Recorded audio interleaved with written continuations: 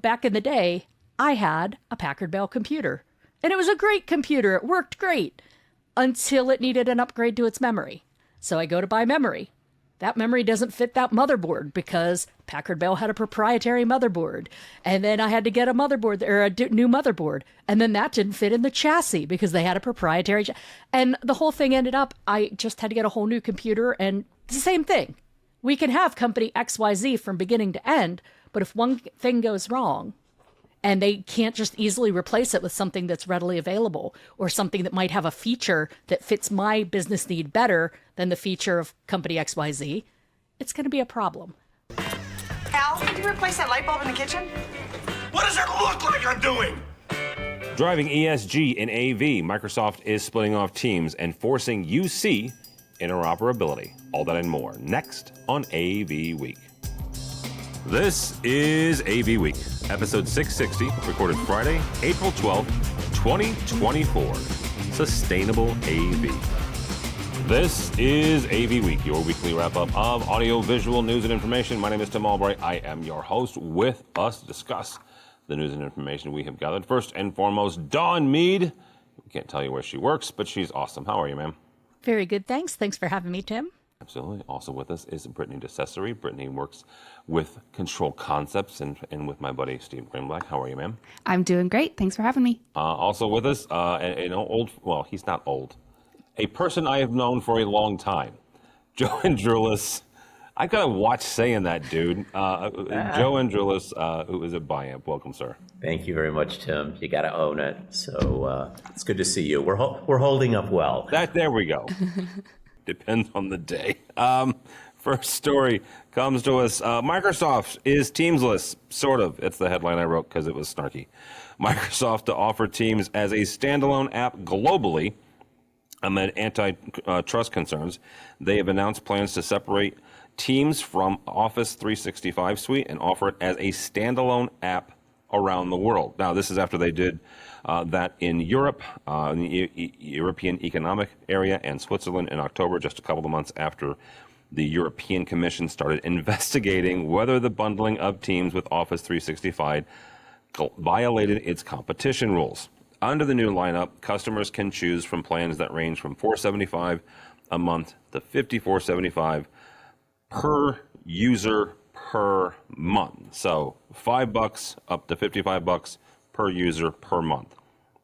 Despite the separation, analysts believe that the impact on Teams' user base will be minimal, as the platform has become deeply embedded in company workflows. According to data from digital analyst Sensor Tower, since Teams was unbundled from Microsoft 365 and Office 365 suites in Europe last October, the platform's user base has remained relatively stable. Dawn, we'll start with you on this. What does this mean to the video conferencing in the UC market now that you can get Teams separate or you can get 365 separate? I mean, I like the idea, obviously the antitrust, that says it all. If multiple nations are saying, hey, you're violating antitrust laws, then you're probably doing something wrong. But the idea of having choice, and I know that's a rot topic in the United States and elsewhere these days, among many things, but choice of what you're using, choice of what you prefer is a very big deal. And I like the fact that now we have that choice. If we really hate Teams or we really love Teams but aren't on Microsoft, we have that option that we can then add it in, as opposed to, well, this is what you have and you're locked into it and suffer. So I rather like this. All right, Brittany, same kind of question is, what does this mean for the market? That is roughly 200 strong. I mean, there's about 200, 220 various video conferencing systems, and that is, Teams is a collaboration and a video conferencing system. Well, I'm not surprised to see that they didn't see much of a change in Europe once they did this, because they've already had companies totally ingrained and bought into it. It takes a lot to switch over once you're bought into a solution. So I think the change that they would look at seeing is likely happening a year plus outside of making this change. So I do want to state that. But I do like the option of choice. I do like what this means for companies who are simply using the Teams platform because it's already included in their bundle, right?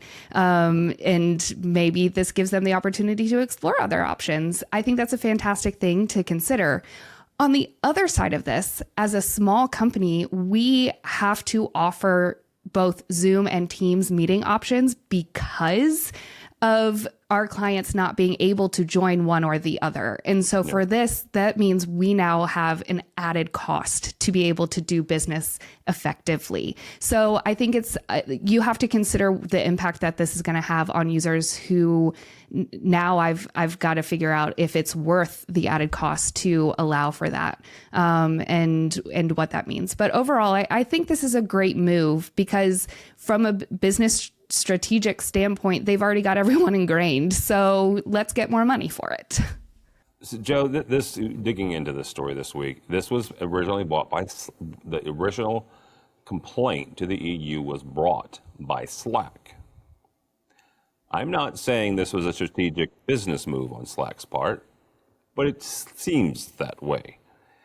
And it's not the first time Microsoft's gotten their hand slapped for bundling things. I am old enough to remember when Internet Explorer, which is quite frankly the worst internet browser in the history of the world, was bundled with the Microsoft operating system, which in effect killed Netscape, right? And this is 25 years ago.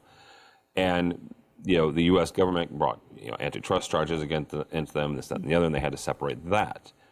But to Brittany's point, they were already in people's use cases at that point, right? They were already in the flow. Kind of what we're feeling here, where Teams is already in the flow, you already got your stuff. What sort of opportunities does this bring, separating Teams, this one platform, from the rest of the Microsoft suite? I think it will have way less importance than people might wish it did. I understand the antitrust objective. I do think that would be true if all Microsoft were doing was bundling the Teams subscription with Office 365, which they clearly were doing. But the important connection is much, much more meaningful. Teams is integrated. It's not a standalone component of Office 365. It is an integrated component of 365. And so if you're on Office 365, it really isn't whether you like Teams better than you might like some, Zoom or Google Meets or something like that. Really, all of them are excellent platforms, really, if you use them and you only focus on that experience exclusively. But when you consider the way Teams becomes one part of a workflow inside of the Office 365, you can't really replicate that by saying, well, I like Teams or Zoom better, so I'm going to use Zoom. You kind of are giving up way more than just that experience. And so like I said, I do understand the goal. I think in this particular instance, the important linkage was missed. It wasn't a commercial linkage that was really the linchpin. It's the operational one. You're not wrong, because especially as Microsoft rolls out more and more features of Copilot, right, which is their AI. Binding them all together. Oh my gosh. Now, in fairness, Google just announced their equivalent. They've done by appearances, a really, really wonderful job of binding all of their applications together using the Gemini version of Copilot, the AI agents model. So I think both of them are going for a de facto type of monopoly across the user experience, even if it's not the commercial relationship. And not to let Zoom off the hook here when it comes to bundling, but they just announced their workplaces, right? Absolutely. And Cisco has a smaller version of their own little ecosystem. So all of them are, it's a good formula. Binding people together in the way in which they work is much stronger than through their just checkbook alone. Brittany had mentioned unwinding how difficult it is to make a switch. The difficulty isn't because I know the address to send my check to Microsoft. The difficulty is it's part of the way we do our lives, and to redo my life is way bigger deal than that. And that was going to exist whether or not it came as one on one bill or not. All right. This actually plays into our next story. U.S. Senator Ron Wyden from Oregon has released a newly proposed bill that would require unified communications UCC platforms used by the federal government, such as Zoom and Microsoft Teams, to be more secure and interoperable. We can have a conversation about security later. We might do that on our After AV Week, but today we're going to talk about the interoperable part. The Act aims to ensure that government agencies can communicate seamlessly across different platforms while maintaining high standards of cybersecurity and end-to-end encryption. In a statement, Senator Wyden said, quote unquote, "This means an employee from an agency using Teams could call someone from an agency using Zoom." Might eliminate some of your issues, Brittany, with figuring out which platform. Or send a message to another agency that uses Slack. Now, this legislation only applies to tools used by the federal government, but certainly companies that are going to implement this would also put those changes across the entire user base. That's Tim's editorializing here. There's nothing in the bill that says you have to do that. But if you're making the changes anyway, why on earth wouldn't you do it? The bill could also encourage the industry to adopt higher interoperability and encryption standards, leading to more secure and interconnected digital workplaces for all. Brittany, start with you on this. What would this look like, both from a communication standpoint, but quite frankly, also from an AV standpoint? Interoperability has been a huge buzzword for the last year plus. Since I've been at Control Concepts, it's something that we help manufacturers do in our industry, is help make them more interoperable. And I think we've learned our lesson about having these walled gardens and making people stick to this one-stop box. They now get to go across different manufacturers and grab their best in-show products, regardless of the manufacturer, so long as they all work together. We helped Biamp do that with Crestron. And if you're using the Tessera Crestron module, we wrote that. You're using our work every day. So I think that this is a huge move. Like I said, I would love to be able to offer one link and they can join with whatever platform that they work with. And I don't have to deal with the issue of texting or emails back and forth at meeting time because they can't get the client to download and it's blocked. This is a huge move. And I think for the AV industry, it just further shows the importance of interoperability and not trying to be all things to all people.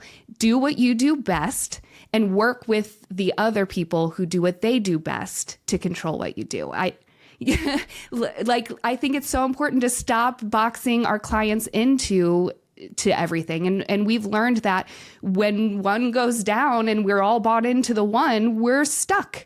So I think this is a huge move. I love this, and I love the theme that it further pushes for our industry of the importance of doing this. All right, Joe, Joe used to work at AMX, right? So I'm going to pull on that a little bit because Brittany used a phrase that I have come to love and hate, and that's the walled garden.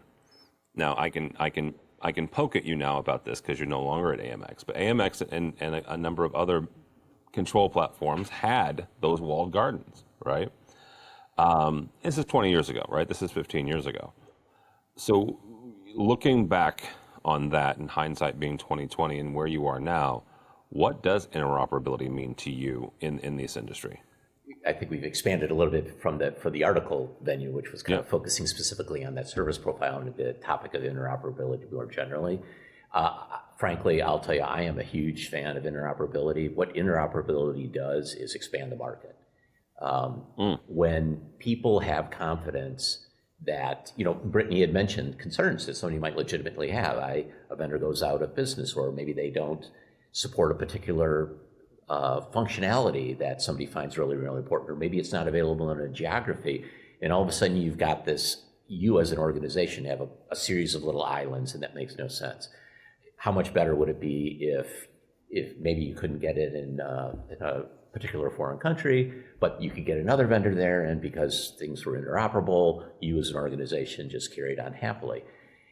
In that world, organizations, manufacturers like Biamp, service providers like Microsoft or Zoom, compete on other dimensions, right? They compete on quality of service, distinctiveness of product design. There's a whole variety of dimensions that lie outside of standards, right? The functional standards that might be adopted there that provide plenty of space for companies to provide distinctiveness, add value, compete aggressively, still kind of conduct business that they would have, but they've got the benefit of being able to do it in a much, much bigger market. So, I find this, going back to the bill that you mentioned, I find it interesting though. One of the things you didn't mention about the bill, I find is one of the most important one, because it says that bill included integration across, let's see, it said other functions including file sharing, scheduling, live document editing, text-based messaging, video conferencing. So it wasn't just the kind of thing we think about of Teams and Zoom. It was that whole ecosystem. And if all of a sudden, I could be using, Google Docs and then easily exchange documents with Microsoft, live document interoperate with a Word document. Okay, now the game's changed. Now all of a sudden, those multiple vendors actually do have an opportunity to go and expand their market share. As it stands right now, we're kind of being driven to a monopolistic scenario simply because we want an easy way to work across it. And if all we've got is a couple of big major globals to choose from, that's what we're going to do. But with interoperability, now all of a sudden, now all of a sudden the walled gardens do descend. Competition can begin to take hold again. It is interesting, and Don, I won't get to you in a second, but it is interesting how we started this show talking about the EU driving something. Right.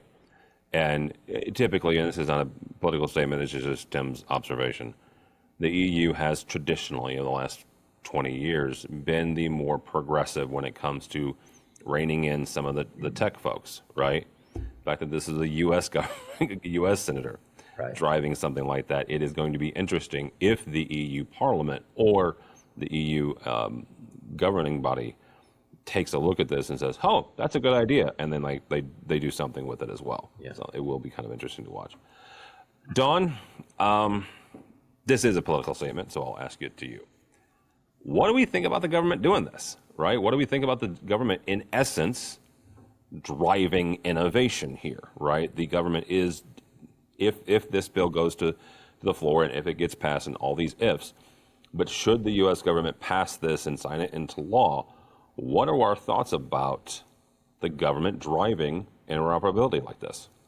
So first of all, this is not a statement that reflects in any way where I work, but having lived here in the DC area. Even though we don't know where that is. Yeah, well, yeah. But here in the DC area, and even growing up before I moved to the DC area, the scariest words were ever, "We're from the government, we're here to help." So traditionally, it has not always been the best idea. That said, I don't think they're stifling innovation by putting these laws forth. I don't think they're slowing that down, but they're just saying you can innovate all you want, but you have to play nice with others. And, in an ideal world, the government wouldn't have to say that. In an ideal world, companies would do that. They would be designed for user friendliness. And if that user friendliness means I'm using this and I want to use your product, let's make that happen, talk nice, that would be great. But I think you said, 10, 15 years ago, every company in our industry started with the walled garden, the ecosystem, we want one finger to point at. One throat to choke. One throat to choke, exactly. And so we've had this for how long? And all it has done, like I think Brittany said, when there's a supply chain issue or a technical issue or anything like that, you're SOL. You can't do anything at that point. So in that regard, the companies, you want to own the market. You want to own your customer from beginning to end. But your customer might not want to be owned from end to end. And if you give them the option, they're going to like you a lot better than if you don't. And Tim, I know I've used this analogy many times over the years when talking about interoperability and walled gardens and such. But, back in the day, I had a Packard Bell computer. And it was a great computer. It worked great until it needed an upgrade to its memory. So I go to buy memory. that memory doesn't fit that motherboard because Packard Bell had a proprietary motherboard. And then I had to get a motherboard or new motherboard. And then that didn't fit in the chassis because they had a proprietary. And the whole thing ended up, I just had to get a whole new computer. And where's Packard Bell today? They might still exist, but they're not the market leader that they once were back in the late or early 90s. So it's the same thing. We can have company XYZ from beginning to end, but if one thing goes wrong, and they can't just easily replace it with something that's readily available or something that might have a feature that fits my business need better than the feature of company XYZ, it's going to be a problem. So if the government's willing to step in and do this and the manufacturers aren't, then for once, let the government help. It is interesting the way they read it, because the bill doesn't require vendors to do this, right? So this isn't an edict. It isn't a sort of a requirement. It's like, it is a requirement for the government to only select from people who do this. So that's, it's a subtle but important difference, right? It's not dictating to companies what they do. The government spends more money than any of us, Well, right? that's true, but that's up to you to whether you want any of that money. But, and Joe, you're a manufacturer. I'm an end user Yes. with some ties to the government. So if this were to pass, my company would only be able to buy products that meet this bill's, and if BuyAmp didn't want to do that, or if another company didn't want to do that, I couldn't buy you. And that would be a heck of a lot of business you'd lose. So in effect, they are telling the manufacturers, or they're telling the manufacturers to write off an entire vertical that can be quite lucrative. Absolutely, right. Tim's catching me in this thing here, right? I mean, it is a politically positioned so that it's not an edict, but it's kind of a commercial edict, right? I mean, it only a commercial viability edict. It's not a, you're going to go to jail if you don't do this, right? It's not that. That would be a little more EU style, perhaps, to say we require it. Here, the government is just saying, only if you want our money. Yeah. Joe, that voice you heard was Joe Andrulis. It's all about the money, money, money. Right. All right, final story here comes from AV from AV Network and SCN. Robert Trebus from D&B Group writes about building a sustainable speaker. Manufacturers of AV equipment are integrating sustainable practices into their design processes, aligning with global frameworks such as the United Nations Sustainable Development Goals by focusing on responsible production practices, climate action policies, and equitable work approaches. Companies are striving to minimize their environmental impact while maintaining high quality performance. According to Trebus, he writes, as the pro audio sector continues to embrace sustainable practices, it is poised to make a significant contribution to global climate goals while ensuring that live event experiences continue to inspire audiences for years to come. Joe, you are our resident manufacturer this week. Yeah. So what can, manufacturers do to further that? There's a tremendous amount of latitude, right? I mean, whether it's sustainability, whether it's responsible sourcing practices, whether it's, manufacturing locations that protect human rights, there's a whole array of different social issues and priorities that manufacturers are asked to consider and should responsibly consider. And, BuyAmp, it does that every day. What we find interesting is the growth in these, right? There's more, it seems, more audits, more questionnaires on a whole variety of topics, whether it's ESG or, like you said, responsible sourcing and so forth practices that we're asked to fill out. So there's a tremendous amount that we have. The big challenge that I would say is that there's very little alignment among people who have interests in those areas in setting standards. And that makes it really, really tough, right? So really quickly, Joe, on that, is it then up to you guys to decide what you're going to do? Like, if there's no standards, it's whatever BuyAmp wants to do. Okay. We do. And this is a struggle we have all the time. It's like, well, what is the bar? And it's like, well, you kind of set a bar. There is no bar. And there's no safe bar. There's no like, oh, here's the threshold, and now we can serve this many different. The government needs to step in and set some standards here. But no, all of these stories are running together. They are. They're very related, but in a very good way. They're three very good stories, by the way. I really was thrilled when I saw them. So it would be tremendously. So the challenge really is figuring out where to set that standard, because we can set it anywhere from do nothing to do everything. Yeah. And the problem, of course, is doing everything usually comes with costs.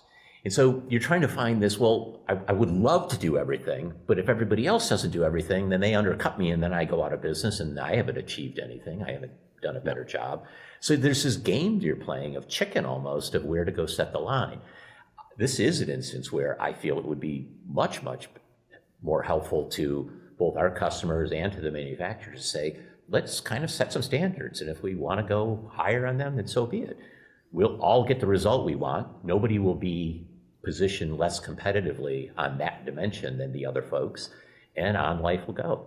So I love the policies. I would love a little more guidance as to how to go and adhere to them effectively. Don, from the customer standpoint, and this is one of those things where I'll pull on my buddy Bradford Ben. Years ago, I asked him when they would stop manufacturing things that had VGA connections in them. It was a number of years ago.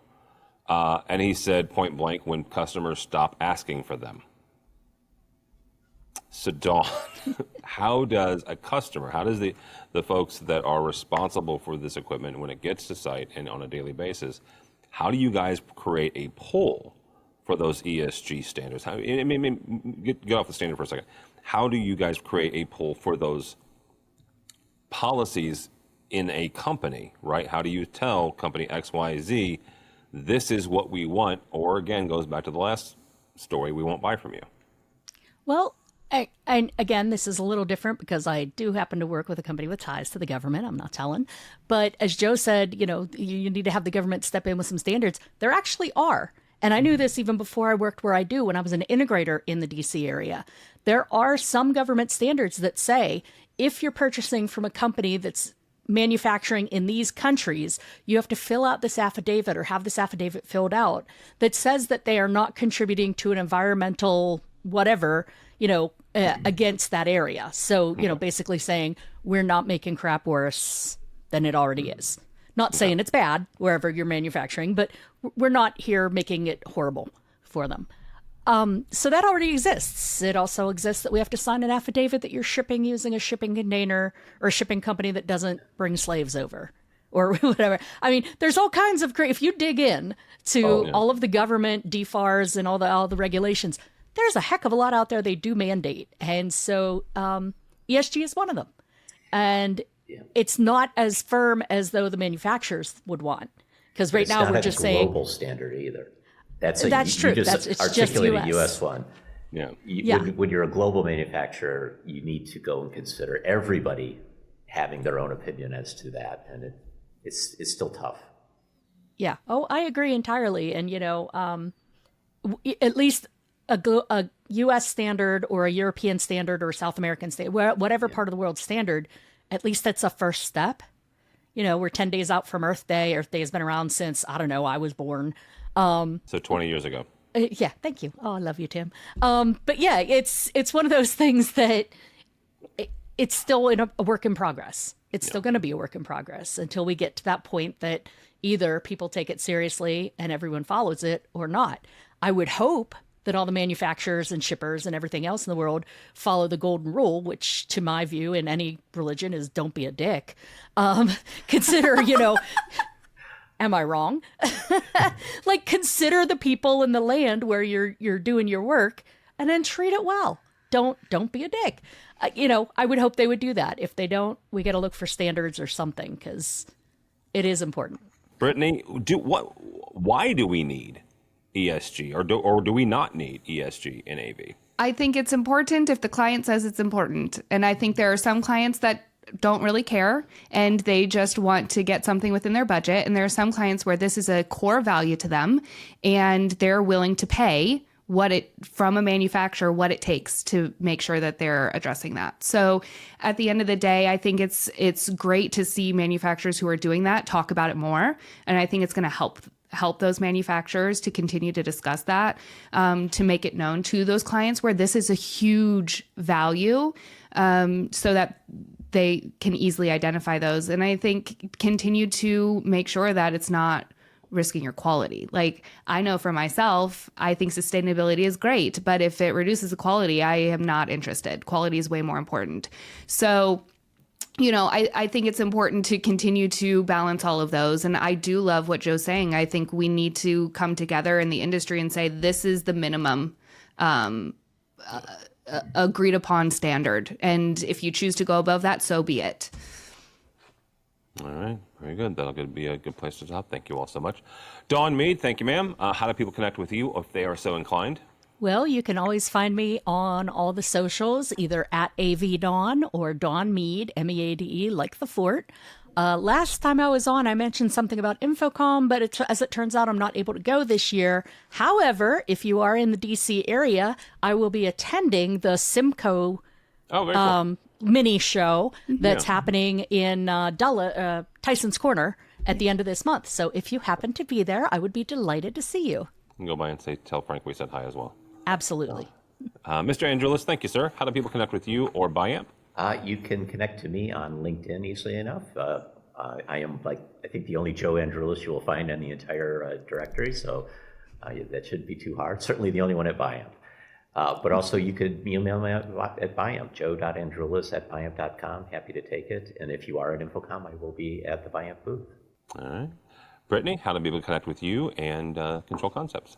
So you can go to controlconcepts.net to learn more about us, and you can find my email there. I'm available on all the social media platforms using the handle @BritDice, and I will also be at Infocom. We attend so that we can stop in and visit our manufacturer partners. So if you're interested in hanging out or chatting with me and or Steve, feel free to send me a note and I'll get you on the schedule.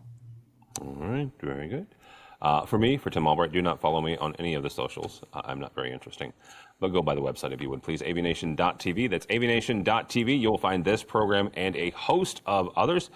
We mentioned Steve Greenblatt and Control Concepts a couple of times. He has a show on AVNation called State of Control, so you can check that out. Also, EdTech and Women in AV.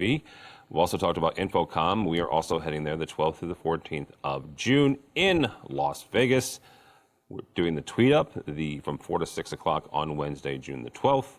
We'll have more information on the website. So all that and more at avnation.tv. That's avnation.tv. Thanks so much for listening. Thank you so much for watching.